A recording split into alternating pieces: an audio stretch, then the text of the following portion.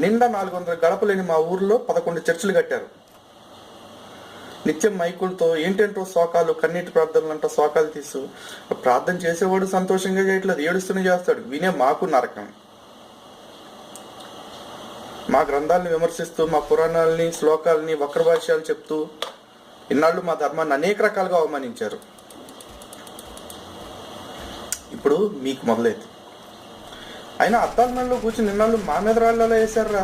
ఈ బతుకులు తగలయ్యా. మా పురాణాలు, వేదాల గురించి చెప్పడానికి మీరెవర్రా? మీ దగ్గర నేర్చుకోవాలా? మాకు కర్మ కాకపోతే.